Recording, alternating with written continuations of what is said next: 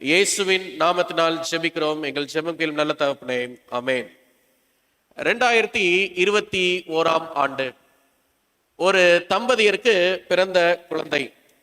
இந்த குழந்தை பிறந்தபோது 2 விதமான நெகட்டிவ் இம்பாக்ட்ஸ், எதிர்மறையான பலவீனத்தோடு இந்த குழந்தை பிறந்திருந்தது.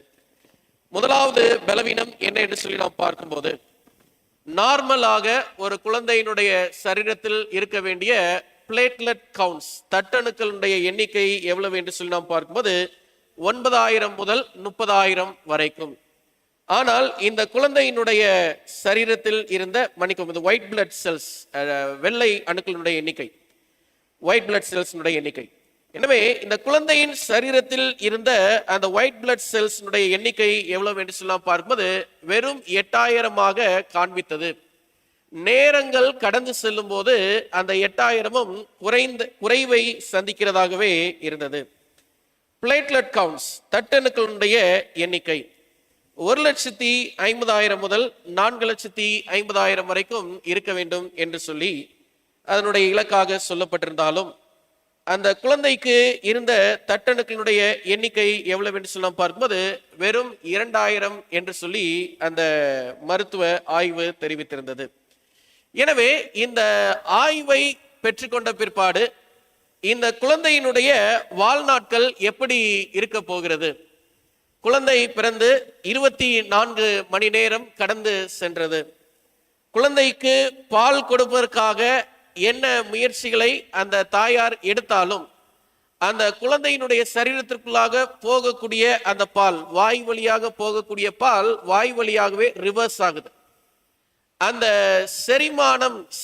செரிமானம் செய்யக்கூடிய அந்த அவயவங்கள் சரிவர இயங்கவில்லை. எனவே 48 மணி நேரம் கடந்தது. ட்ரிப்ஸ் வாயிலாக, ஐவி வாயிலாக இந்த குழந்தைக்கு பசி இல்லாமல் இருப்பதற்கும் உணவை கொடுப்பதற்கான முறையிலும் சிகிச்சை செய்யப்பட்டு வருகிறது. நேரம் இன்னும் கடந்து செல்லும் போது அந்த தட்டணுக்களினுடைய எண்ணிக்கையும் குறைவை சந்திக்கிறது. அந்த வெள்ளை அணுக்களினுடைய எண்ணிக்கையும் குறைவை சந்திக்கிறது. இந்த குழந்தையின் வயிற்றில் பால் எப்படியாவது கொடுக்க வேண்டும் என்று சொல்லி அந்த தாய் அதை ஆர்டிபிஷியலா பம்ப் பண்ணி அதை இன்ஃபியூஸ் பண்ற மாதிரி அதுக்கு ஃபீட் பண்ணாலும் அந்த குழந்தையினுடைய வயிற்றில் அந்த பால் நிற்கவில்லை. சரி, வேற ஏதாவது செய்யறது என்று சொல்லலாம் பார்க்கும்போது அந்த ஹாஸ்பிட்டல்ல ஒரு சிம்பிள் ஸ்டெப் அவர் செய்து பார்த்தாங்க. குழந்தைய கொஞ்சம் அப்படி எலிவேட்டட் பொசிஷன்ல வச்சு இந்த பால் கொடுத்து கொஞ்ச நேரம் அந்த குழந்தையினுடைய கழுத்தில், தொண்டையில இல்ல நெஞ்சு இந்த பகுதியில வரும் என்று சொன்னால் அது எப்படியாவது வயிற்றுக்கு கடந்து செல்லும் என்று சொல்லி அந்த அமைப்பிலும் வைத்து பார்த்தார்கள். ஒரு முன்னேற்றமும் காணப்படவில்லை. மருத்துவர் சொன்ன ஒரு வார்த்தை, அடுத்த 24 மணி நேரத்தில் இந்த குழந்தையின் வயிற்றில் பால் தங்காவிட்டால் நமக்கு இந்த குழந்தை இல்லை. சொன்ன ஒரு வார்த்தை, the baby is not for us if the milk doesn't accumulate to the stomach in the next 24 hours. அடுத்த 24 மணி நேரத்துல இது நடக்கலன்னா இந்த குழந்தையை நம்ம காப்பாற்ற முடியாது. நைட்டு 12 மணிக்கு இந்த நபர் என்னுடைய அலைபேசிக்கு அழைத்து இந்த காரியங்கள் எல்லாத்தையுமே விவரித்து சொன்னார். இவர் அப்போது விசுவாசி அல்ல. என்ன செய்வது, என்ன செய்வீங்களோ தெரியாது பாஸ்டர், தயவு செஞ்சு ஜெபம் பண்ணுங்க. இங்க நான் மட்டும்தான் இருக்கிறேன், மனைவி உள்ள இருக்கிறாங்க, பெற்றோர்கள் எல்லாம் வீட்டுக்கு போயிருக்கிறாங்க, கூட யாருமே இல்லை. இந்த நிர்பந்தமாய் நிற்கக்கூடிய இந்த தகப்பனிடத்திலே கடந்து சென்ற போது அவர் கூறிய ஒரு வார்த்தை என்ன என்று சொல்லி நாம் பார்க்கும்போது, இந்த குழந்தை மரித்து போக வேண்டும் என்பது விதி, அது நீங்கள் பிரசங்கிக்கும் ஆண்டவரால் நிர்ணயிக்கப்பட்டது. என்னுடைய குடும்பம் சொல்லக்கூடிய வார்த்தை, என்றைக்கு நீர் இந்த சபைக்கு ஏதோ ஒரு அழைப்பின் காரணமாக நீ அங்கே சென்று ஆராதனைகளே நீ பங்கு பெற கடந்து சென்றாயோ, அன்னையிலிருந்து உன்னுடைய வாழ்க்கையிலே பலவிதமான உபத்திரவம் உன்னை அசைத்துக் கொண்டிருக்கிறது. அதுல இது ஒன்று என்ன என்று சொன்னா பார்க்கும்போது, இந்த குழந்தை செத்து உன் மடியில கிடக்கும். அவங்களுடைய குடும்பத்தின் பிள்ளைகள் சொன்னது. குழந்தையினுடைய தகப்பனார் மெரைன் இன்ஜினியராக மும்பை ஹார்பர்ல ஒர்க் பண்ணிட்டு இருக்கிறார். நல்ல பணத்துக்கும் மற்ற வசதிக்கும் எந்த குறைபாடும் அவர்களுக்கு இல்லை.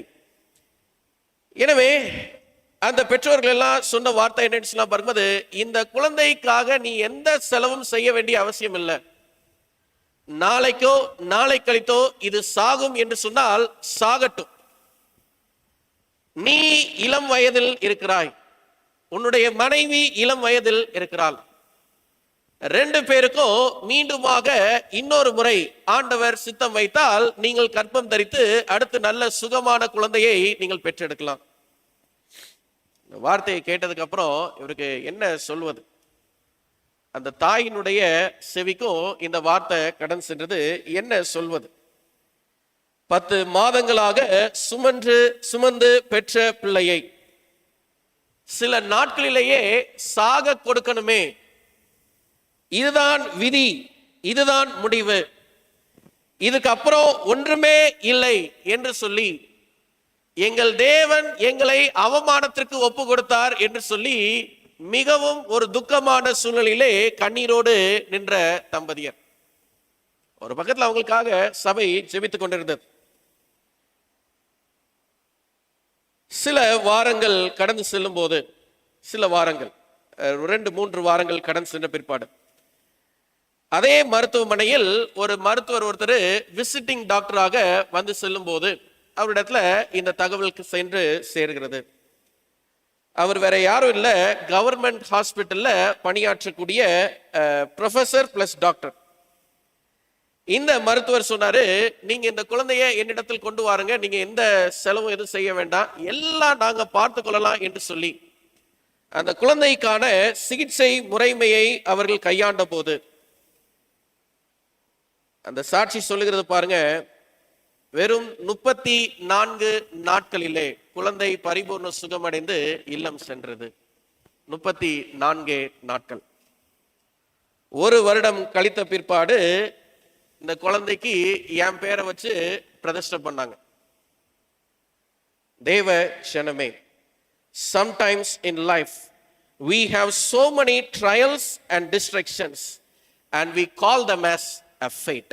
நம்மளுடைய வாழ்க்கையில் சில அழிவுகள், சில நிர்பந்தமான சூழ்நிலைகள் நம்மை சந்திக்கும் போது நாம் சொல்லக்கூடிய வார்த்தை என்னன்னு சொல்ல வரும்போது, இதுவே நான் சந்திக்க வேண்டிய விதி.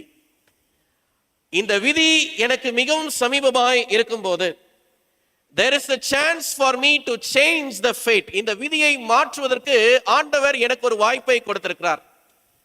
அந்த வாய்ப்பு என்ன என்று சொல்லி நாம் பார்க்கும்போது, நான் ஆண்டவரை நோக்கி உரத்த சத்தமாய் நான் சத்தமிடுவேன் என்றால் ஆண்டவர் என்னுடைய வேண்டுதல்களை கேட்கிறவராக இருக்கிறவர் மாத்திரமல்ல, என்னுடைய நன்மைக்காகவும் அவர் பிரயாசப்படுகிறவராக இருக்கிறார். எனவே சங்கீதத்தில் ஒரு வசனம் சொல்லிக்கலாம், எல்லாம் சேர்ந்து சொல்லுமா, எனக்கு ஒத்தாசை வரும் பர்வதங்களுக்கு நேராக என் கண்களை ஏறெடுக்கிறேன், வானத்தையும் பூமியையும் உண்டாக்கினவரிடத்திலிருந்து எனக்கு என்ன வரும்? ஒத்தாசை வரும். There is a chance for every Christian to escape from the tormenting fate that meets us personally every day. ஒவ்வொரு கிறிஸ்தவனுக்கும் ஒரு வாய்ப்பு இருக்கிறது. நம்மை பலவந்தப்படுத்தக்கூடிய விதிகள், நம்மை சின்னாபின்னமாக்கக்கூடிய விதிகள், அல்லது நம்மளை நொறுக்கக்கூடிய விதிகள், நம்மை அவமானப்படுத்தக்கூடிய விதிகள், நோய்வாய்ப்பட்டு மரண படுக்கையிலே நம்மை படுக்க வைத்திருக்கக்கூடிய விதி, இது எல்லாவற்றையும் மாற்றுவதற்கு ஆண்டவர் ஒரு வாய்ப்பை மனுஷனுக்கு நியமிக்கிறவராக இருக்கிறார். Just cry to the Lord. தேவனை நோக்கி நாம் அழைக்கிறவர்களாகவே இருக்க வேண்டும். எனவே இந்த நாளிலும் நாம் வேத வாசிப்பின் பகுதியிலே நாம் வாசித்தோம். இந்த தம்பதியர்களை குறித்து நாம் பார்க்கும்போது, குழந்தை பிரதிஷ்டை செய்தாங்க. அவங்ககிட்ட நான் கேட்ட கேள்வி, பிரதர் வாட் இஸ் நெக்ஸ்ட்? அவங்க செய்தது என்னன்னு சொன்னா வரும்போது, கணவன் மனைவியாக சேர்ந்து, பாஸ்டர் இந்த சத்தியம் கொண்ட சபையில நாங்க ஞானஸ்நானம் எடுக்கணும். ஞானம் முழுக்கும் பெற்றாங்க. சந்தோஷமான குடும்பமாக இன்றைக்கு வரைக்கும் ஆண்டவர் இந்த குடும்பத்தை ஆசீர்வாதமாய் வழிநடத்துவதற்காக நான் கர்த்தரை நான் ஸ்தோத்திரிக்கிறேன். தேவ ஜனமே, நம்மளுடைய வாழ்க்கையில் ஒருவேளை நாம் சந்தித்திருக்கிற ஏதாவது ஒரு பாதையில் இதுதான் விதி. இந்த இடத்தில் நான் அவமானத்தை சந்திக்க வேண்டும் என்பதுதான் இதனுடைய முடிவு. இந்த இடத்தில் நாம் காயம் அடையப்பட்டிருக்க வேண்டும் என்பதுதான் என்னுடைய முடிவு. இதிலிருந்து தப்பித்து செல்வதற்கு எனக்கு வழி இல்லை என்று ஏங்கி நிற்கக்கூடியவர்களுக்கு ஆண்டவர் இன்றைக்கு பதிலளிக்கிறவராக இருக்கிறார். மார்க்கின் சுவிசேஷம் 10ஆம் அதிகாரத்திலே மூப்பர் அவர்கள் இன்னைக்கு வேத வசனத்திலே நமக்கு வாசித்தாங்க.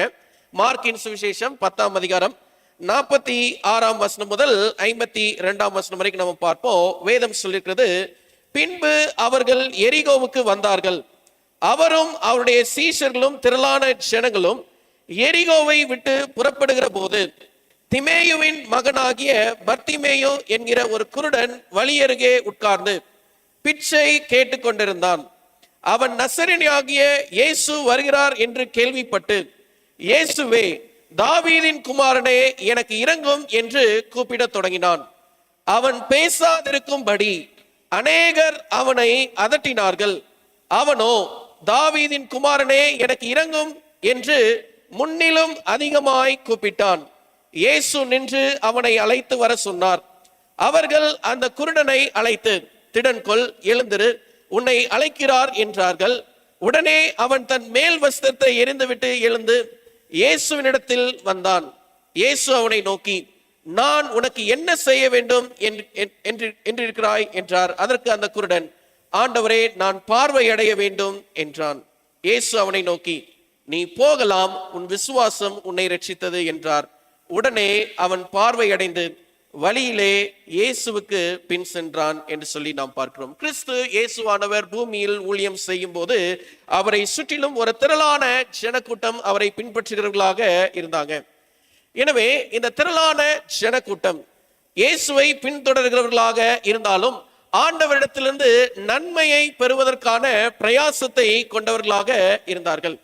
எனவே இந்த இயேசுவிற்கு பின்பதாக யாராவது பின்பற்றி சென்றார்கள் என்று சொன்னால் அவங்களுக்கு ஒரு நல்லது நடக்கும், அவங்களுக்கு ஒரு ஆசீர்வாதம் இருக்கும், அவங்களுக்கு ஒரு விடுதலை உண்டு, அவங்களுடைய வாழ்க்கையின் கசப்பு மாறும் என்பதை எல்லாம் அறிந்ததினாலே ஜனங்கள் இப்படி திரளாக இயேசுவிற்கு பின்பதாக கடந்து சென்றார்கள். எனவே அப்படிப்பட்ட இயேசுவை பின்பற்றும்படியாக தான் இந்த குருடனாய் சொல்லப்படக்கூடிய இந்த பர்த்திமேயு. எனவே இவர் ஒரு பிறவி குருடன்.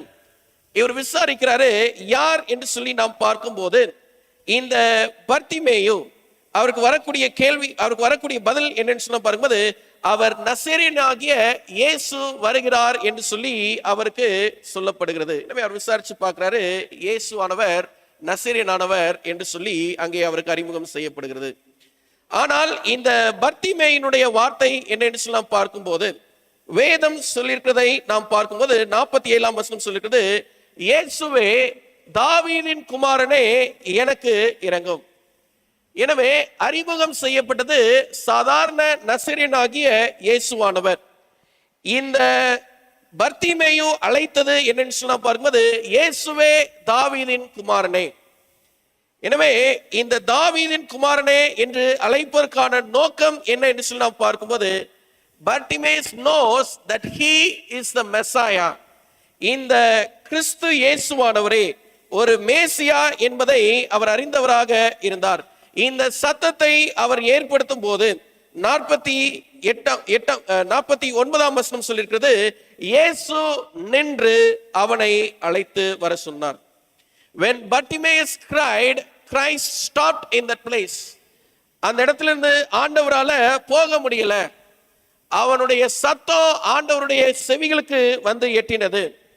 அவனுடைய வேண்டுதலின் நிமித்தமாக ஆண்டவர் அவனுடைய விதியை மாற்றுவாரா என்ன என்ற சந்தேகத்தின் பேரிலே இங்கே பர்த்திமேயு இந்த சத்தத்தை எழுப்பும் போது ஆண்டவர் அங்கே பர்த்திமேயிற்காக நின்றவராக இருக்கிறார். எனவே நம்முடைய வாழ்க்கையிலே have you ever seen that Jesus stopping for you? நம்ம வாழ்க்கையில கிறிஸ்து நமக்காக நின்றிருக்கிறாரா, காத்திருக்கிறாரா? 3 strategies this blind man teaches us.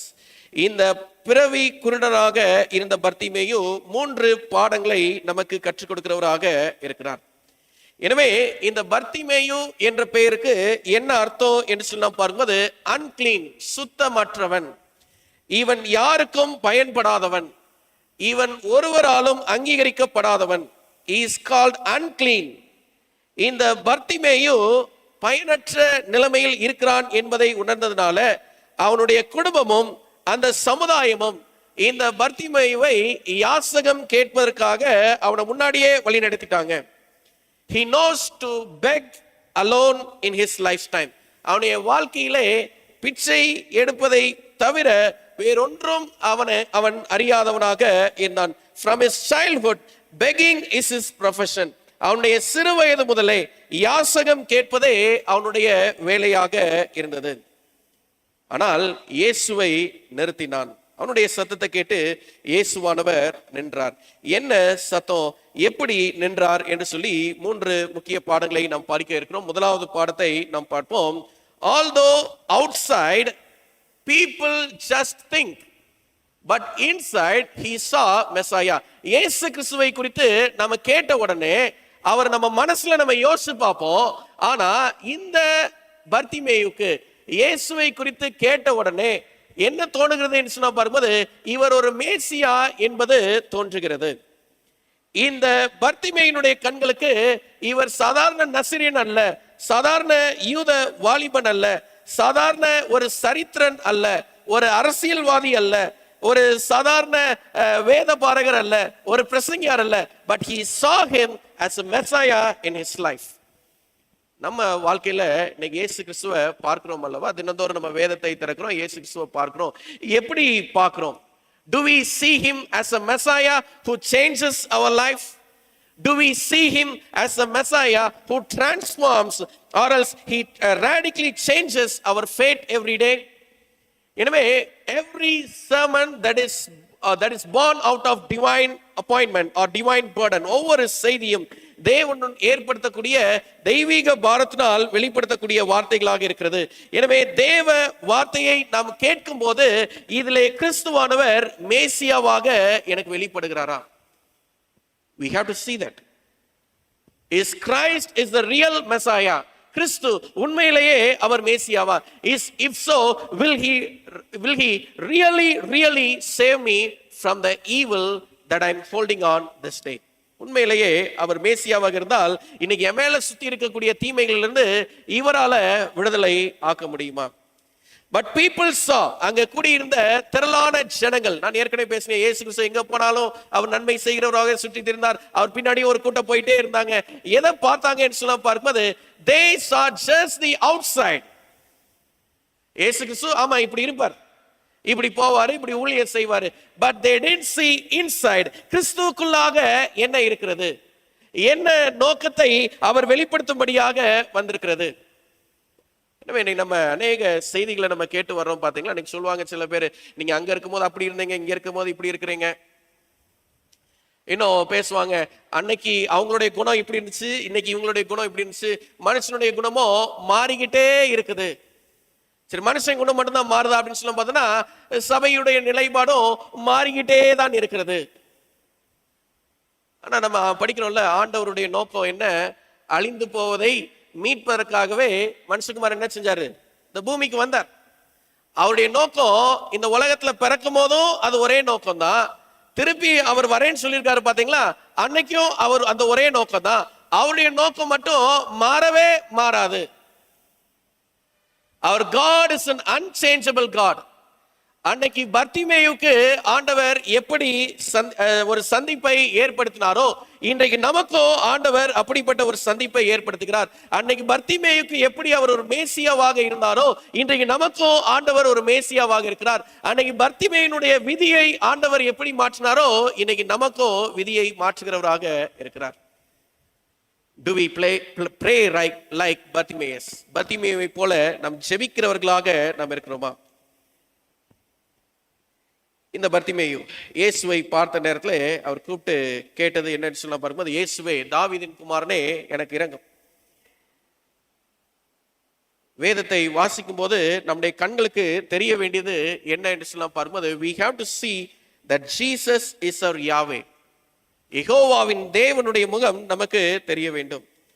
We have to see that Jesus walked along with Shadrach, Meshach and Abednego in the fiery furnace. வேதத்தை வாசிக்கும் போது அக்கினி சூளையிலே Shadrach, Meshach, ஆபேத்நேகோவோடு நடந்த அந்த கிறிஸ்துவை நாம் பார்க்க வேண்டும். Because he is said to be the Messiah. வேதத்தை நாம் வாசிக்கும் போது அந்த இஸ்ரவேல் ஜனங்களை வழிநடத்தின அக்னி ஸ்தம்பமும் மேக ஸ்தம்பமும் ஆகிய மேசியாவின் முகத்தை நாம் பார்க்க வேண்டும். மோசே எரிகிற முட்செடியில் நண்டை நின்று அவன் கிறிஸ்துவோடு சம்பாஷித்தது போல நாமும் அனுதினமும் தேவ வசனத்தின் மூலமாக அவரோடு நாம் சம்பாஷிக்கும் போது அவரை காண வேண்டும்.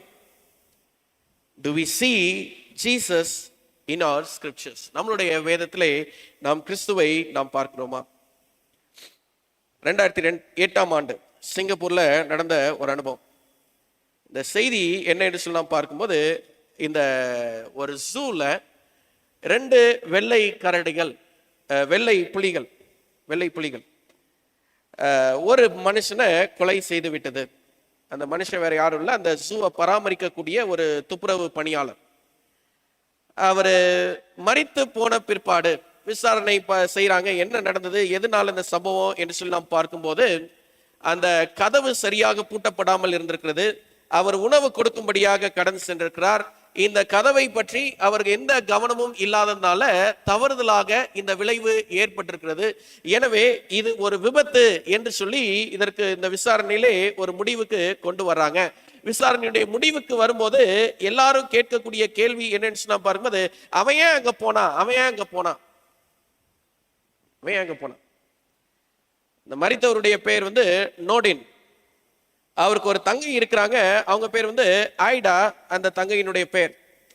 இந்த தங்கையை மிகவும் நேசிக்கக்கூடிய ஒரு அண்ணனாக இவர் இருந்தார். இவர் மரித்து போன பிற்பாடு அந்த தங்கைக்குடைய காதுல அவர் அண்ணனுடைய கடைசி ஆசை ஒன்று அவருக்கு கேட்டது. அண்ணன் சொன்ன வார்த்தை என்னன்னு சொன்ன வரும்போது, நான் உன்னை எப்படியாவது அட்வொகேட்டா பார்க்கணும், நீ அட்வொகேட்டாக ஒரு வக்கீலாக நீ படிக்க வேண்டும் என்று சொல்லி அந்த அண்ணனுடைய கடைசி ஆசை இருந்ததாம். எனவே இந்த வாஞ்சையை நிறைவேற்றும்படியாக இந்த பெண்மணி என்ன செய்தால் என்று சொல்லலாம் பார்க்கும்போது, தான் படித்திருந்த படிப்பை விட்டுட்டு அதுக்கப்புறம் அண்ணனுக்குள்ளாக இருந்த அந்த ஆசையை நிறைவேற்றும்படியாக இன்னைக்கு சிங்கப்பூரினுடைய சட்டக்கல்லூரியில் படித்து ஒரு அவுட்ஸ்டாண்டிங் மெஜிஸ்ட்ரேட்டாக இன்னைக்கு சிங்கப்பூரிலே அவங்க வலம் வந்து கொண்டு இருக்கிறாங்க. ஒரு மனுஷனுடைய ஆசையை நிறைவேற்றுவதற்கு நம்முடைய கண் எவ்வளவு தூரம் அவங்களுடைய உள்ளம் அவங்களுடைய உள்ளத்தை பார்க்கிறது. கடைசி வாஞ்சை என்ன, அவங்களுடைய ஆசை என்ன, என்ன காரியத்தை அவங்க வெளிப்படுத்துறவர்களா இருக்கிறாங்க. சரி, இதெல்லாம் இருக்கட்டுமே, but how are we seeing Christ? கிறிஸ்துவினுடைய ஆசை என்ன? Do we see that? நாம் அதை பார்க்கிறோமா? வேதத்தில் நாம் வசனத்தை நாம் பார்ப்போம். 10ஆம் அதிகாரம் 47ஆம் வசனத்தை பார்க்கும்போது வேதம் சொல்லுகிறது பாருங்க, அவன் நசரியன் ஆகிய இயேசு வருகிறார் என்று கேள்விப்பட்டு, இயேசுவே தாவீதின் குமாரனே எனக்கு இரங்கும் என்று கூப்பிட தொடங்கினான். 48ஆம் வசனத்துல அவங்க மிரட்டுறாங்க, அதட்டுறாங்க, சத்தம் போடாத என்று சொல்றாங்க. உடனே அவன் செய்தது என்ன என்று சொன்ன பாரும்போது, எனக்கு இரங்கும் என்று எப்படி கூப்பிட்டான்? முன்னிலும் அதிகமாய் அவன் கூப்பிட்டான் என்று சொல்லி நாம் பார்க்கிறோம். அதிகமாய் சத்தமாய் அவன் கூப்பிட்டான் என்று சொல்லி நாம் பார்க்கிறோம். இரண்டாவது பாடம், he was not discouraged by people's words. ஜனங்களுடைய வார்த்தையினாலே அவன் துவண்டு போகிறவன் அல்ல. இந்த யாசகம் கேட்கிற இந்த பர்த்திமேயுவின் இடத்திலிருந்து நாம் படிக்கக்கூடிய பாடங்கள், முதலாவது பாடம் என்னன்னு சொன்னா பாரும்போது, அவர் வெளியில இருக்கிற இயேசுவை மட்டும் பார்க்கல, உள்ள இருக்கிற மேசியாவை பார்த்தார். இரண்டாவது பாடம் என்னன்னு சொன்னா பாரும்போது, பக்கத்துல இருக்கிற ஜனங்களுடைய வார்த்தையினால துவண்டு போகிறவர் கிடையாது. அவங்க அதட்டுறாங்க, சத்தம் போடாதன்னு சொல்றாங்க, மிரட்டி பாக்குறாங்க. அவன் கண்ணு முன்னாடி தெரிகிற ஒரு மேசியாவாக இருக்கிறதுனால அவன் எதுக்குமே அசைந்து போகாமல், தாவீதின் குமாரனே எனக்கு இரங்கும் என்று சொல்லி முன்னிலும் அதிகமாய் அவன் ஆண்டவரை நோக்கி அழைத்தான் என்று சொல்லி நாம் பார்க்கிறோம். Never be discouraged for anything. எதற்கும் நாம் சோர்ந்து போகாதவர்களாக, துவண்டு போகாதவர்களாக இருக்க வேண்டும். மார்க்கின் சுவிசேஷம் 10ஆம் அதிகாரம் 48ஆம் வசனத்தை நாம் பார்க்கும்போது வேதம் சொல்லிக்கிறது பாருங்க, அவன் பேசாதிருக்கும்படி அநேகர் அவனை அதட்டினார்கள், அவனோ தாவீதின் குமாரனே எனக்கு இரங்கும் என்று முன்னிலும் அதிகமாய் கூப்பிட்டான் என்று சொல்லி நாம் பார்க்கிறோம். மிரட்டினாங்க. அதட்டினாங்க. முன்னிலும் அதிகமாய் கூப்பிட்டான். ஆங்கில வேதாமத்தில் பார்த்தோன்னா they warned him என்று சொல்லி ஒரு வார்த்தை இருக்கும். அந்த warned him அப்படின்ற வார்த்தைக்கு கிரேக்க பதம் என்னன்னு சொன்னா பார்க்கும்போது எபிடோமா. எபிடோமா, இந்த எபிடோமா என்ற வார்த்தைக்கு என்ன விளக்கம் என்று சொல்லி நாம் பார்க்கும்போது be quiet or else we'll make you quiet. நீ அமைதியாகு, அப்படின்னா நாங்க உன்னை அமைதியாக்கிறோம்.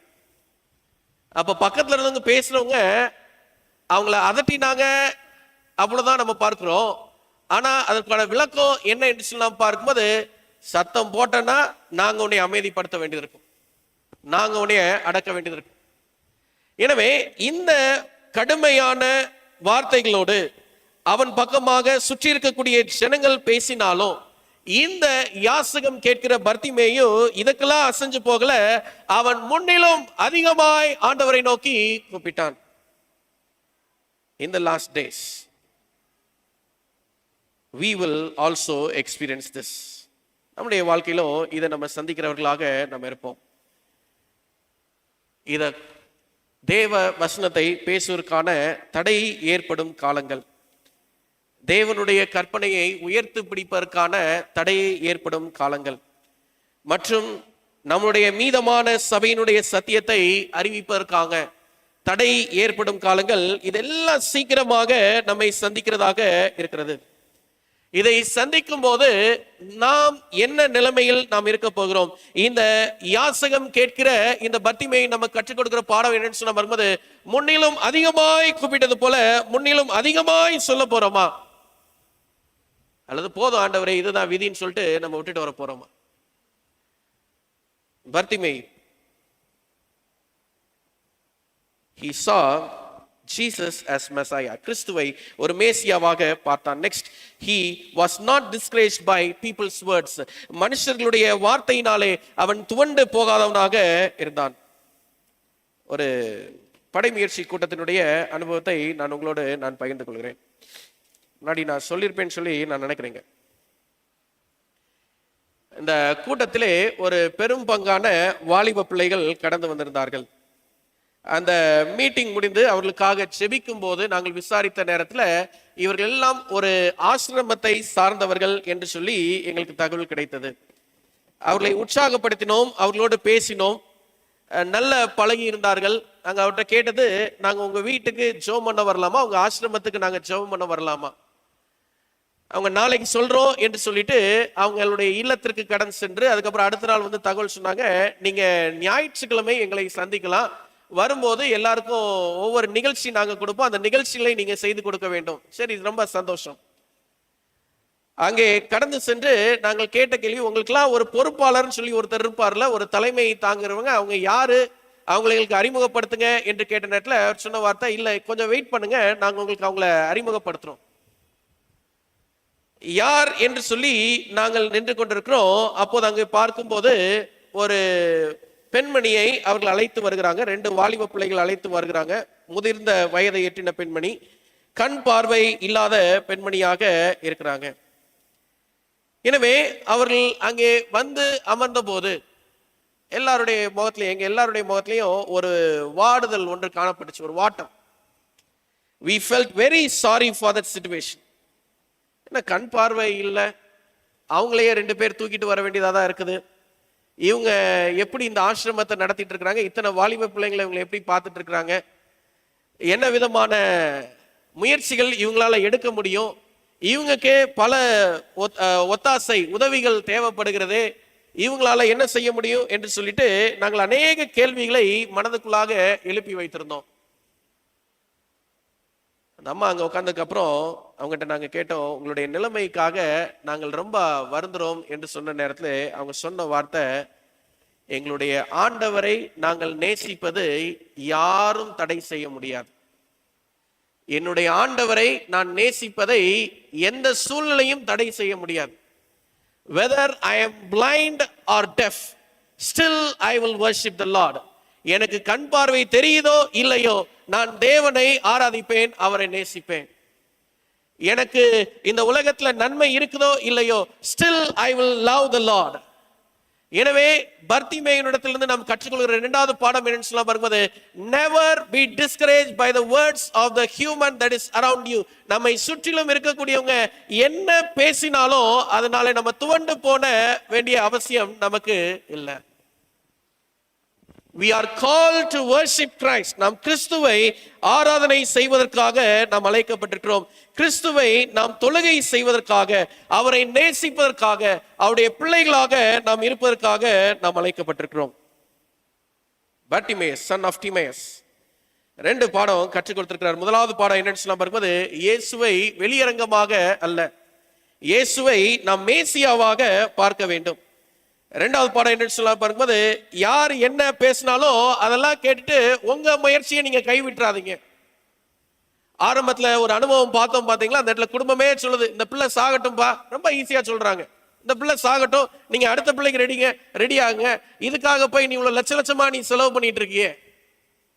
யார் என்ன சொன்னாலும் நம்ம துவண்டு போக வேண்டிய அவசியம் இல்லை. ஆண்டவரை நேசிப்பதிலே நாம் தவறவில்லை என்று சொன்னால், ஆண்டவரும் நமக்கு செய்ய வேண்டிய நன்மையிலும் அவர் தவற போறதே கிடையாது. அவருடைய வாக்குத்தத்தங்கள் எல்லாம் எப்படி இருக்கிறது? ஆம் என்றும் அடுத்து ஆமேன் என்றும் இருக்கிறது. ஆமேன் என்றால் என்ன அர்த்தம்? அப்படியே ஆக கடவுள். ஆண்டவர் ஒரு வாக்குத்தத்தம் பண்றார், இன்னைக்கு தாமதித்தாலும் அதற்காக காத்திரு, அது நிச்சயமாய் நிறைவேறும். அது தாமதிப்பதில்லை என்று சொன்னா, அந்த தாமதமாய் கடந்து செல்லக்கூடிய எல்லா நாட்களுக்கும் நம்ம என்ன செய்தான் இருக்கணும்? காத்திருந்துதான் ஆக வேண்டும்.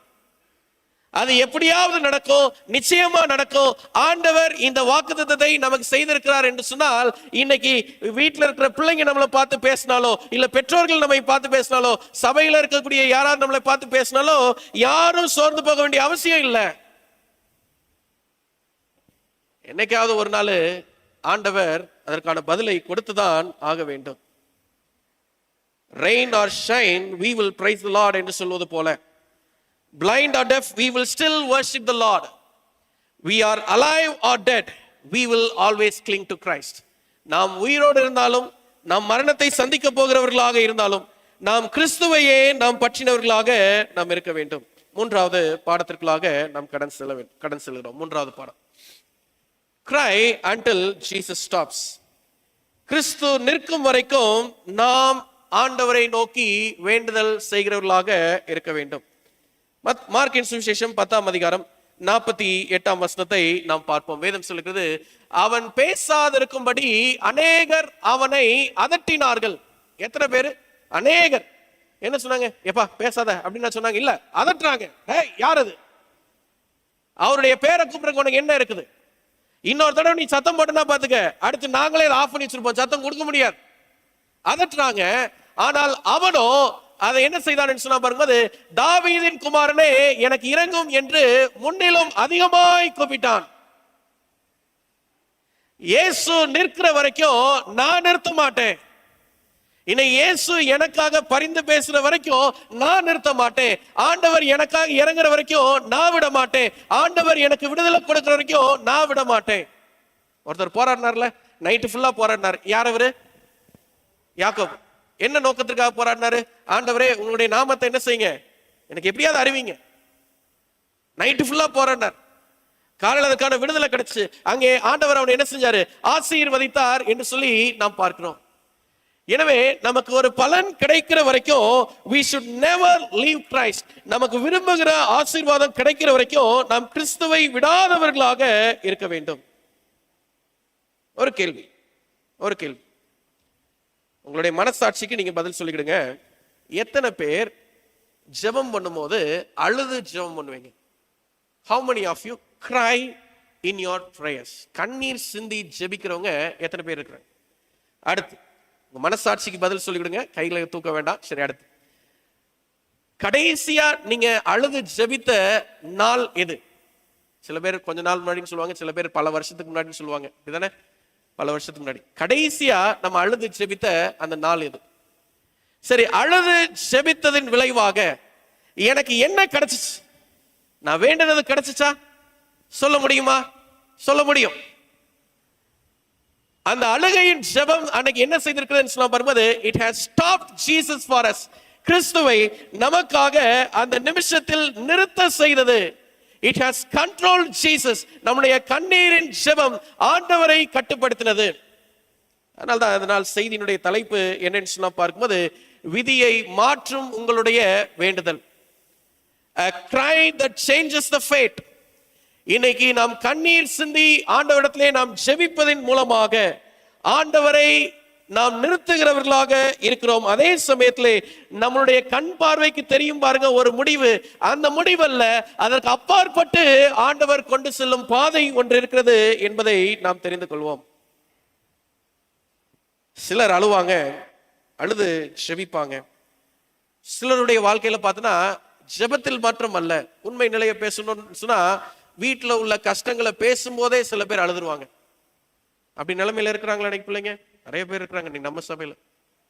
வீட்டில் இருக்கிற நிலைமையை பேசும்போதே கண்ணீர் சிந்தி அழுகிறவர்களாக இருப்பாங்க. இந்த அழுகை எல்லாம் அப்படியே வீணாய் போய்விடும் என்று சொல்லி கிடையாது. இன்னைக்கு ஆண்டவர் அப்படி அழுது ஜெபிக்கிற ஒவ்வொரு விசுவாச பிள்ளைகளுக்கும் இன்னைக்கு பேசுறார். என்ன சொன்னா பார்க்கும்போது, உங்களுடைய விதியை ஆண்டவர் மாற்றுகிறவராக இருக்கிறாரு. உங்களுடைய ஜெபங்கள் வீணாக போவதில்லை. 49ஆம் வசனம் சொல்லிருக்கிறது, மார்க்கின் சுவிசேஷம் 10ஆம் அதிகாரம் 49ஆம் வசனம் சொல்லிருக்கிறது, இயேசு நின்று and Christ stopped. அவனை அழைத்து வர சொன்னார். ஆண்டவர் அங்கே நின்று அவனை என் பக்கத்துல கூட்டிட்டு வாங்க என்று சொன்னாரு. அவங்க போய் அவனை அழைத்து என்ன சொன்னாங்க? திடன் கொள், எழுந்திரு, உன்னை அழைக்கிறார் என்றார்கள். கொஞ்சம் தைரியமா அப்பா என்று ஒண்ணும் இல்ல, நீ அவர் கூட்டிட்டு வர சொன்னார். நம்ம பார்க்கிறோம்ல, அவன் கூப்பிட தொடங்கினான் என்று சொல்லி நம்ம பார்க்கிறோம் 47ஆம் வசனத்துல. ஆங்கில வேதாமத்துல பார்த்தோம்னா கிரை என்ற வார்த்தை அங்க பயன்படுத்தப்படும். கிரை, CRY, கிரை. கிரேக்க பதத்தில் அதற்கான மொழியாக்கம் என்னன்னு நாம் பார்க்கும்போது கிரேசோ என்ற வார்த்தை.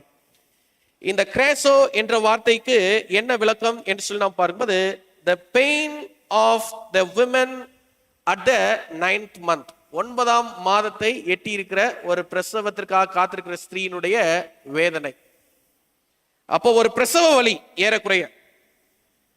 அப்ப பர்த்திமேயினுடைய அந்த வேண்டுதல் அல்லது அந்த சத்தம், அவனுடைய கூப்பிடுதல் எப்படிப்பட்ட வேதனையை வெளிப்படுத்துகிறது என்று சொல்லலாம் பார்க்கும்போது, ஒரு பிரசவ வேதனைக்கு ஈடான வலியை அது வெளிப்படுத்துகிறதாக இருக்கிறது. அழுது ஜெபிக்கிறோம். How is our pain in our hearts? நம்முடைய இருதயத்துல எப்படி அதனுடைய வலி இருக்கிறது? வேதாமத்துல ஒரு சில இடங்கள்ல பிரசவ வேதனையை பற்றி நாம் வாசிக்கிறோம். எங்கெல்லாம் வாசிக்கிறோம்? வெளிப்படுத்தின விசேஷம் 12ஆம் அதிகாரம் 1வது வசனத்திலே நாம் பார்க்கும்போது வேதம் சொல்லிக்கிறது பாருங்க, அன்றியும் ஒரு பெரிய அடையாளம் வானத்திலே காணப்பட்டது. ஒரு ஸ்திரீ சூரியனை அணிந்திருந்தால், அவர் பாதங்கள் கீழே சந்திரனும் அவள் சிரசின் மேல் 12 நட்சத்திரங்களும் இருந்தன. 2ஆம் வசனம், அவள் கர்ப்பவதியாய் இருந்து பிரசவ வேதனை அடைந்து பிள்ளை பெறும்படி வருத்தப்பட்டு அலறினாள். எனவே அவள் அலறினாள், அவள் துடித்தாள், வேதனை இருந்தது. எனவே அந்த கிரேசோ வேதனை, இந்த வேதனையில் இருக்கக்கூடிய பெண்மணிகளுக்கு தான் தெரியும் அந்த வலி எப்படிப்பட்ட வலி என்று சொல்லி. அப்ப இந்த பர்த்திமேயினுடைய வாழ்க்கையிலே அந்த கிரேசோ வலி இருக்கிறது. அது எப்படிப்பட்ட வலி என்று சொல்லலாம் பார்க்கும்போது, நாம் நினைத்து பார்ப்பதற்கு மேலான பெரிய வேதனையாக இருக்கிறது. மத்தேயு சுவிசேஷம் 27ஆம் அதிகாரம் 50வது வசனத்தை நாம் வேதத்திலிருந்து நாம் பார்ப்போம். வேதம் சொல்லுகிறது, இயேசு மறுபடியும் மகா சத்தமாய் கூப்பிட்டு என்ன செஞ்சாரு? He breathed his last. அவர் தன் ஆவியை விட்டார் என்று சொல்லி நாம் பார்க்கிறோம். Again, here Christ experiences the creso pain. இந்த கிரேசோ, இந்த வலியை ஆண்டவர் இங்கே சந்திக்கிறவராக இருக்கிறார். இந்த வலி ஏற்பட்டது என்று சொன்னால் உயிர் போயிடும். அப்ப பர்த்திமேயினுடைய வாழ்க்கையிலையும் இந்த வலி இருக்கிறது. அது எதற்கு ஈடான வலி என்று சொன்ன பார்க்கும்போது, உயிர் போக வேண்டிய அளவுக்கான வலி. நம்ம வாழ்க்கையிலையும் ஒரு வலி, ஒரு வேதனை நம்ம மேல இருந்துட்டே இருக்குது.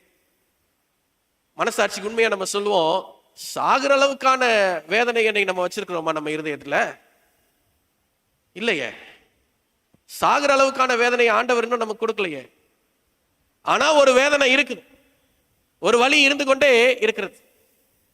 இந்த வேதனையை சகித்து ஜெயம் பெற்றவர்கள் கிறிஸ்துவுக்கு அப்புறம் அடுத்து பிரசவத்தை சந்தித்த ஸ்திரீகளாக இருக்கலாம். அடுத்து யார் இந்த வேதனையை சந்தித்து ஜெயித்திருக்கிறாங்கன்னு சொன்னா பாரும்போது இந்த யாசகம் கேட்கிற பர்த்திமேயு, சாதாரண பர்த்திமேயு யாசகம் கேட்கிற. இன்னைக்கு நம்மளுடைய வாழ்க்கையிலும் இன்னைக்கு ஆண்டவர் நினைவுபடுத்துவது என்னன்னு சொன்னா பாரும்போது இந்த வேதனையை நம்மளால கடந்து வர முடியும் என்று சொன்னால் இந்த பர்த்திமேயுவை போல நாம் எந்த சூழலையும் சோர்ந்து போகாமல் கிறிஸ்துவை நிறுத்துகிறவர்களாக நம்முடைய கண்ணீரை நாம் சிந்துகிறவர்களாக இருக்க வேண்டும். cry until Jesus stops.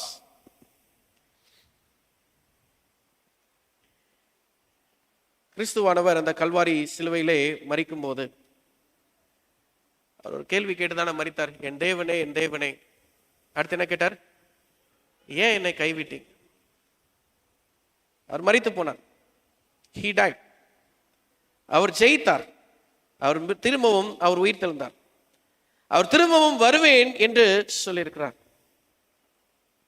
இந்த பர்த்திமேயும் தன்னுடைய வாழ்க்கையிலே கடைசி முடிவாக தாவீதின் குமாரனாகிய கிறிஸ்துவை நோக்கி, என் தேவனே, தாவீதின் குமாரனே, எனக்கு இரங்கும் என்று சொல்லி வேண்டுதல் வைக்கிறார். நம்ம ஒரு புதிய ஒரு அகாடமிக் இயர் நம்ம சீக்கிரமாக நம்ம துவங்க இருக்கிறோம். நம்ம வாழ்க்கையில கடந்து வந்த பாதைகளை நம்ம பார்ப்போம். எத்தனை ஆண்டுகள் நம்ம கடந்து வந்திருக்கிறோம், எத்தனை விதமான அனுபவங்கள் நம்மை சந்தித்திருக்கிறது, எத்தனை விதமான ஏற்ற தாழ்வுகள் நம்மை சூழ்ந்து நம்மை அமிழ்த்து போட்டதாக இருந்தாலும் இன்னைக்கு ஆண்டவருடைய சமூகத்திலிருந்து நான் கடந்து செல்லும் போது என் விதியை இந்த வருஷத்துல ஆண்டவர் மாற்றுவார். என்னுடைய முடிவை ஆண்டவர் மாற்றுவார். அவர் மாற்ற வரைக்கும் நான் என்ன செய்ய போறது கிடையாது, விட போறது கிடையாது. I will not ever leave God. I will not forsake God in my life. கிறிஸ்துவை நாம் கைவிடாதவர்களாக, கிறிஸ்துவோடு நாம் நிலை நிற்கிறவர்களாகவே நாம் இருப்பதற்கு நாம் துணிகிறவர்களாக இருக்க வேண்டும். Bartimaeus cried as though this is the last chance before death. சாகருக்கு முன்னாடி இதுதான் அவருக்கு கொடுக்கப்பட்டிருக்கிற கடைசி தருணம் போல இந்த பர்த்திமேயு கதறி ஆண்டவரை நோக்கி அழைத்தான் என்று சொல்லி நாம் பார்க்கிறோம். Why there is many unanswered prayer among us. இன்னைக்கு அநேக ஜெபங்களுக்கு நமக்கு பதில் கிடைப்பது இல்லை. Have we cried like Bartimaeus? நாம் பர்த்திமேயுவை போல நாம் கிறிஸ்துவினிடத்திலே உரத்த சத்தமாய் வேண்டுதலை வைத்திருக்கிறோமா? Have we cried like that we are in near death experience?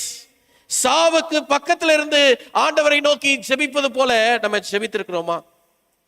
The creso pain. Creso ஆங்கில வார்த்தையில இன்னொரு பக்கத்துல அதுக்கான விளக்கம் சொல்லிருக்காங்க. crazy என்ற வார்த்தை சொல்லிருக்காங்க. Are you crazy for Christ? கிறிஸ்துவுக்காக அவ்வளவு வாஞ்சை கொண்டவர்களாக நாம் இருக்கிறோமா? அநேகருடைய ஜெபத்தை நாம் பார்க்கும்போது அநேகருடைய ஜெபத்தை நான் ரொம்ப உற்று கவனிப்பது உண்டு. யாரையும் நான் குற்றப்படுத்துவதற்காக இங்கே பேசல, நான் சந்தித்ததை நான் சொல்கிறேன். அநேகருடைய ஜெபம் எப்படி இருக்குன்னு சொல்ல பார்க்கும்போது it's like a recorded device. உங்களுக்கு புரியும் நினைக்கிறேன். ஒரே விதமான துவக்கம், ஒரே விதமான முடிவு, ஆண்டாண்டு காலங்கள் அதே விதமாக இருக்கக்கூடிய அனுபவங்கள். செய்தியில் கேட்பது ஒன்றாக இருந்தாலும் அல்லது நம்மளுடைய தியானத்தில் ஒன்றாக, வேத தியானத்தில் நாம் ஒன்றாக இருந்தாலும் இன்னைக்கு நம்மளுடைய ஜெபம் என்ன செய்யலன்னு சொல்ல பார்க்கும்போது மாறவே மாட்டேங்குது. அடுத்து சொல்லுவாங்க பாத்தீங்களா, மாத்த முடியாது, இது மாறாது. But still the unanswered prayers will be answered one day. பதிலளிக்கப்படாத ஜெபங்கள் எல்லாம் ஒரு நாள் பதிலளிக்கப்படுகிறதாக இருக்கிறது. ஒரு கணவன் மனைவி 2 பேர், அவங்களுக்கு திருமணமாகி 5 வருஷங்கள் கடந்து சென்றது. இது நான் படித்த கதை. அந்த கதையை நான் உங்களிடத்துல நான் சொல்லுகிறேன். படித்த கதை. திருமணமாகி 5 வருடங்கள் கடந்து சென்றது. அவங்களுக்கு குழந்தை இல்லை. இந்த கணவன் அந்த மனைவியை ரொம்ப நேசிப்பார், இந்த மனைவி அந்த கணவனை ரொம்ப நேசிப்பாங்க. இந்த அன்பு ஒருவருக்கு ஒருவர் அதிகமா இருந்ததுனால அவங்க வீட்டுக்குள்ள 24 மணி நேரமும் சண்டை தான். நம்ப முடியுதா? அன்பு அதிகமா இருந்துச்சு, ஆனா சண்டை போட்டாங்க. என்ன காரணத்துக்காக சண்டை போடுறாங்கன்னு சொல்லி நாம் பார்க்கும்போது இந்த மனைவி கணவனை ரொம்ப நேசித்ததுனால கணவனை தகப்பன் ஸ்தானத்தில் பார்க்க வேண்டும் என்ற ஆசை நிமித்தமாக, இதுக்கு மேல நீ என் கூட இருந்தனா உனக்கு பிள்ளை கிடைக்காது, என்னை விவாகரத்து செய்துட்டு நீ இன்னொரு பெண்ணை நீ திருமணம் செய்து கொண்டு அவளோடு நீ பிள்ளை பெற்று நீ சந்தோஷமா இருக்கிறத நான் பார்க்கணும்னு சொல்லக்கூடிய அளவுக்கு. அப்ப இந்த குடும்பத்தை ஒருத்தர் போய் சந்திக்கிறார். அந்த சந்தித்த போதகர் ஒரு இவாஞ்சலிஸ்ட், நம்ம கேட்டிருப்போம் அவருடைய பேர், இந்த தி அப்பியரிங் என்ற மினிஸ்ட்ரி ப்ரோக்ராம்ல இருக்கிற எல்டர் ஷான் புன்ஸ்ட்ரா. இந்த தம்பதியர்களை சந்தித்து அவர் விசாரித்து கேட்டு, ஓ இதுதான் உங்க பிரச்சனையா, இது ரொம்ப ஈஸியா நம்ம சரி செய்திடலாமே, சரி எப்படி சரி செய்ய போறீங்க? Nothing is impossible to God. தேவனால் கூடாத காரியம் ஒன்றும் இல்லை என்று சொல்லி சொன்னாரு. Try Jesus once. ஒரு தடவை இயேசு கிறிஸ்துவை நீங்க உங்க வாழ்க்கையில செயல்படுத்தி பாருங்க, அவரை உற்று நோக்கி பாருங்க, அவரிடத்துல உங்களுடைய வேண்டுதலை வைத்து நீங்க ஜெபம் பண்ணுங்க. உங்களுடைய அன்பு, ஒருத்தருக்கு ஒருத்தர் இடையில் இருக்கக்கூடிய அன்பு உண்மையாய் இருக்கும் என்று சொன்னால் நிச்சயமா ஆண்டவர் உங்களுக்கு பதில் கொடுப்பார் என்று சொல்லி பாஸ்டர் ஷான் புன்ஸ்ட்ரா அங்க அந்த இடத்துல அவங்கள்ட்ட பேசிட்டு வராரு. அடுத்து சில மாதங்கள்ல அவங்களுக்கு ஒரு செய்தி ஒன்று வருகிறது. என்ன செய்தி என்று சொன்னா பார்க்கும்போது, அவங்க 2 பேரும் தாய்மை மற்றும் தகப்பன் ஸ்தானத்தை சீக்கிரம் எட்ட இருக்கிறார்கள் என்று சொல்லி. Try Jesus once. Try Jesus once. Nothing is impossible to God. தேவனால் கூடாத காரியம் ஒன்றும் இல்லை. பர்த்திமேயுனுடைய வாழ்க்கையிலே அந்த இயேசுவை கடைசியாக ஒரு தடவை நான் கொஞ்சம் செயல்படுத்தி பார்க்கிறேனே, என் வாழ்க்கையில என்னுடைய விதி மாறுவதற்காக கடைசியாக ஒரு தடவை ஆண்டவரை நோக்கி நான் சத்தம் போட்டு பார்க்கிறேன். பர்த்திமேயுக்கு பதிலளித்த ஆண்டவர் இன்னும் நமக்கு பதில் கொடுக்கிற ஆண்டவர், நம்மளுடைய விதிகளை மாற்றும் தேவனாகவும் அவர் இருக்கிறார். இன்னைக்கு ஆண்டவர் எப்படி நம்மளை கைவிடுகிறவராக இருப்பார்? சாலையோரத்தில் அமர்ந்திருக்கிற ஒரு யாசகம் கேட்கிற ஒரு மகனை ஆண்டவர் இவ்வளவு தூரம் அவனுக்கு என்று நேரம் ஒதுக்கி அவனை உற்று நோக்கி அவனுக்கு என்ன வேண்டும் என்று சொல்லி கேட்டு அவனுக்கு கண் பார்வையை கொடுத்தார் என்று சொல்லி நம்ம வேதத்திலே வாசித்தோமே. அவன் விரும்பினது அவனுக்கு கிடைத்தது. அவனுடைய விதி மாறிச்சு. சாகிற வரைக்கும் குருடனாவே இருந்து சாக வேண்டியவே இப்ப பார்வை உள்ளவனாக இருந்தான், பிறவி குருடனாக பிறந்தான். அவனுடைய விதி அல்ல, ஒரு சரித்திரமாக அவனுடைய வாழ்க்கை மாற்றப்பட்டிருக்கிறது. அவன் இப்பொழுது பார்வை அடைந்தவனாக இருக்கிறான். பார்வை அடைந்த பர்த்திமேயு கிறிஸ்துவை தன் வாழ்க்கையிலே முதன்மைப்படுத்துகிறவனாக இருந்து எல்லாத்தையும் விட்டுட்டு அவன் என்ன செய்யறான்? ஆண்டவரோடு பின்பற்றி போறான். தேவச்சனமே, நம்ம வாழ்க்கையில ஒருவேளை பர்த்திமேயுக்கு செய்த நன்மையை மாதிரி ஆண்டவர் ஏதாவது செய்திருக்கலாம். இல்ல ஆண்டவர் நம்ம வாழ்க்கையில பர்த்திமேயுக்கு செய்ய வேண்டிய நன்மை மாதிரி ஏதாவது செய்யறதுக்கு ஆண்டவர் காத்திருக்கலாம். Let's still pray to the God that he will answer our prayers. ஆண்டவரிடத்திலே நாம் தொடர்ந்து நம்ம ஜெபிப்போம். நம்முடைய வேண்டுதல்கள் எல்லாவற்றையும் ஆண்டவர் நமக்கு அங்கீகரிக்கிறவராக இருப்பார். விதியை மாற்றும் உங்களின் வேண்டுதல். பர்த்திமேயினுடைய வாழ்க்கையை பார்ப்போம். ஆண்டவரை மற்றவங்க பார்க்கும்போது வெளியரங்கமாய் பார்க்கிறதல்ல, அவரை ஒரு மேசியாவாக பார்க்க வேண்டும். வேதத்தில் பார்க்கும்போது ஆண்டவர் செய்த மகத்துவங்கள் நம்முடைய கண்களுக்கு தென்பட வேண்டும். 2வதாக நாம் பார்த்தது, எந்த மனுஷனுடைய வார்த்தையும் நம்மளை துவண்டு போக செய்யக்கூடாது. 3வதாக பார்த்தது, கிறிஸ்து நிற்கிற வரைக்கும் நாம் நிறுத்தக்கூடாது. We will never stop until Christ stops for us. Let us diligently, earnestly continue to pray without Jesus. தேவனோடு ஜெபிக்கிற அனுபவத்தை நாம் விடாமல் நாம் செயல்படுத்துகிறவர்களாக இருப்போம். கர்த்தர் பர்த்திமேயுனுடைய வாழ்க்கையை மாற்றினது போல நம்முடைய வாழ்க்கையும் ஆண்டவர் மாற்றி சமாதானத்தை கட்டளையிடுவாராக. ஆமென். சேனைகளின் தேவனாகிய எங்கள் நல்ல ஆண்டவரே, இந்த பரிசுத்த ஓய்வு நாளில் உம்முடைய பாதத்தில் நாங்கள் காத்திருந்து தேவ சமாதானத்தோடு நாங்கள் கடந்து செல்லும் இந்த வேலைக்காக உமக்கு நாங்கள் நன்றி செலுத்துகிறோம். ஆண்டவரே, எங்கள் வாழ்க்கையில் இதுவே விதி, இதுவே முடிவு, இதுவே எங்களுடைய வாழ்க்கை நிலை என்று சொல்லி இன்றைக்கு நாங்கள் துவண்டு போன நிலைமையில் நாங்கள் இருந்தாலும் மீண்டுமாக எங்களுக்கு ஒரு தருணத்தை கொடுத்திருக்கிறீர். ஆண்டவரே, பர்த்திமேயுவை போல உம்மை நோக்கி நாங்கள் சத்தமிட்டு நாங்கள் கெஞ்சினோம் என்றால், எங்களுடைய வேண்டுதல்களை நாங்கள் உயர்த்தினோம் என்று சொன்னால், கண்மலையாகிய கிறிஸ்துவிடத்திலிருந்து எங்களுக்கான அடைக்கலமும் எங்களுக்கான ஆறுதலும் கிடைக்கும் என்ற நம்பிக்கை எங்களுக்குள்ளாக பிறந்திருக்கிறது.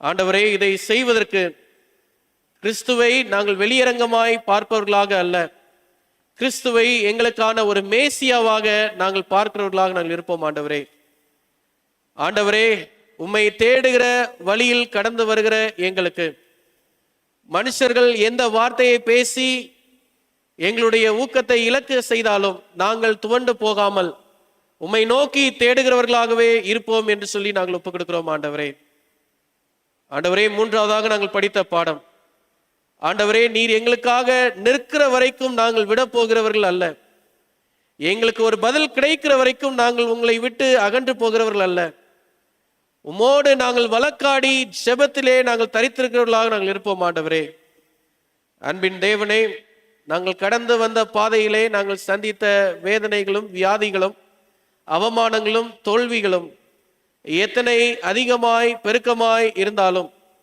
பரலோகத்தின் தேவன் இந்த நாளிலே இவை எல்லாவற்றையும் நீர் மாற்றும் அளவுக்கு எங்களுடைய வியாகுலங்களையும் கண்ணீரையும் நீர் துடைத்தருளும்படியாய் நாங்கள் செபிக்கிறோம். ஆண்டவரே, ஆண்டவரே, நாங்கள் கேட்கிறோம். ஆண்டவரே, பர்த்திமேயு போல நாங்கள் பார்வை அடைய வேண்டும். ஆண்டவரே, இந்த சத்தியத்தின் மீது வாஞ்சை கொண்டு வேத வசனத்தை தேடுகிற கண்களாக எங்களுடைய கண்கள் மாற வேண்டும். ஆண்டவரே, எங்களுக்கு நீர் பார்வையை தாரும். ஆண்டவரே, வேதத்தை நாங்கள் திறந்து பார்க்கும்போது உம்முடைய முகத்தையும் உம்முடைய கிரியைகளையும் நாங்கள் பார்க்கும் அளவுக்கு எங்களுடைய பார்வையை நீர் தந்தருளும்படியாய் நாங்கள் செபிக்கிறோம். ஆண்டவரே, எங்களுடைய குடும்பங்களை நாங்கள் பார்க்கும்போது நீர் எங்கள் செய்திருக்கிற நன்மையை நாங்கள் பார்க்கிறவர்களாக எங்களுடைய கண்களை நீர் திறக்கும்படியாய் நாங்கள் செபிக்கிறோம். ஆண்டவரே, ஆண்டவரே, இந்த உலகத்தை நாங்கள் பார்க்கும்போது உலகத்தின் முடிவின் சம்பவங்களை நாங்கள் பார்க்கிறவர்களாக இருந்தாலும் நீர் சீக்கிரமாக வருகிறவர் என்பதை நாங்கள் பார்க்கும் அளவுக்கு எங்களுடைய கண்களை நீர் திறந்தருளும்படியாய் நாங்கள் செபிக்கிறோம். எங்கள் கண்களையும் திறந்தருளும். ஆண்டவரே, நாங்கள் கடந்து செல்லும் வழியெல்லாம் எங்களை ஏளனம் பண்ணுவதற்கும் நிந்திப்பதற்கும், ஆண்டவரே, குற்றம் சாட்டுவதற்கும் தோல்வியில் தள்ளுவதற்கும் அநேக ஏதுகரங்கள் இன்றைக்கு சுற்றி திரிகிறதாக இருந்தாலும், ஆண்டவரே, எங்களுடைய கண்கள் திறக்கப்பட்டிருக்கும் வேளையிலே பர்த்திமேயுவை போல நாங்களும் ஜெயம் கொள்ளுகிற அனுபவத்திற்குள்ளாக நாங்கள் கடன் செல்ல ஆயத்தமாய் இருக்கிறோம். நீர் எங்களை கரம் பற்றி வழிநடத்தி அருளும். ஆண்டவரே, விசேஷமாக இந்த நாள் சுகவீனமாய் இருக்கிற பிள்ளைகளுக்காம் கூட நாங்கள் செபிக்கிறோம். மிஸ்டர் சாந்தசீலன் அவங்களுக்காம் கூட நாங்கள் செபிக்கிறோம். வயது முதிர்ச்சியின் காரணமாக பலவீனத்தோடு இருக்கக்கூடிய அந்த ஐயாவுக்கு கர்த்தர் உம்முடைய கரத்தை கொடுத்து நீர் உதவும்படியாகவும் நீர் அவர்கள் அடைக்கலமும் ஆறுதலாகவும் இருக்கும்படியாக நாங்கள் செபிக்கிறோம். ஆண்டவரே, இன்னும் ஆண்டவரே, விசேஷமாக மிஸ்ஸஸ் லீலா மைக்கேல் அவங்களுக்காக கூட நாங்கள் செபிக்கிறோம். ஆண்டவர், அவங்களுடைய எலும்பு தேய்மான பலவீனத்திலிருந்து நீங்க அவங்களை பாதுகாத்து நல்ல சுகத்தை நீங்க சீக்கிரமாய் நீங்கள் தந்தருளும்படியாய் நாங்கள் செபிக்கிறோம். ஆண்டவரே, இன்னும் ஆண்டவரே, மிஸ்டர் மோசஸ் அவங்களுக்காக கூட நாங்கள் செபிக்கிறோம். மருத்துவமனையிலே சுகவீனத்தின் காரணமாக அனுமதிக்கப்பட்டிருக்கிறாங்க. கர்த்தர் அவர்களுக்கோ நல்ல சுகத்தையும் பலத்தையும் நீங்க தந்தருளும்படியாய் நாங்கள் செபிக்கிறோம். இது போன்ற எண்ணற்ற ஜெப விண்ணப்பங்களோடு இந்த இடத்திலிருந்து நாங்கள் கடன் செல்கிறோம். ஆண்டவர் எங்களுக்காக பதிலை கொடுத்து பர்த்திமேயுனுடைய வாழ்க்கையை மாற்றின தேவன், எங்களுடைய வாழ்க்கையும் நீர் மாற்றி எங்களுக்கான சந்தோஷத்தையும் சமாதானத்தையும் கர்த்தர் எங்களுக்கு ஏற்படுத்தி தந்தருளும். இயேசுவின் நாமத்தினால் செபிக்கிறோம் எங்கள் ஜெபம் கேளு நல்ல தகப்பனே, ஆமேன். பரமண்டலங்களில் இருக்கிற எங்கள் பிதாவே, பரிசுத்தப்படுவதாக, உங்களுடைய ராஜ்யம் வருவதாக, உங்களுடைய சித்தம் பரமங்களில் செய்யப்படுவது போல பூமியிலும் செய்யப்படுவதாக. எங்களுக்கு வேண்டிய ஆகாரத்தை என்று தாரும். எங்கள் கடனாளிகளை மன்னிப்பது போல எங்கள் பாவங்களை மன்னித்தருளும். எங்களை சோதனைக்கு பிரவேசிக்க பண்ணாமல் தீமையை ரட்சித்துக் கொள்ளும். ராஜ்யமும் வல்லமையும் மகிமையும் என்னெடுக்கும் முடிவுகளே, ஆமேன். என் ஆத்மாவே கர்த்தரை ஸ்தோத்திரி, என் முழு உள்ளமே கர்த்தருடைய நாமத்தை ஸ்தோத்திரி. என் ஆத்மாவே கர்த்தரை ஸ்தோத்திரி, கர்த்தர் செய்த சகல வார்த்தையும் மறவாதே, ஆமேன். நம்முடைய கர்த்தராயிருக்கிற இயேசு கிறிஸ்துவின் அன்பும் பிதாவானவருடைய வழி நடத்துதலும் பரிசுத்த ஆவியானுடைய பிரசனமும் தேவ தூதருடைய பாதுகாவலும் விசேஷமாக இந்த நாளின் ஆராதனையில் பங்கு பெற்ற பிள்ளைகளோடும் சுகவீனத்தின் காரணமாக வர தடைப்பட்ட பிள்ளைகளோடும் இன்றும் என்றும் சதா சர்வ காலமும் இருப்பதாக, ஆமேன்.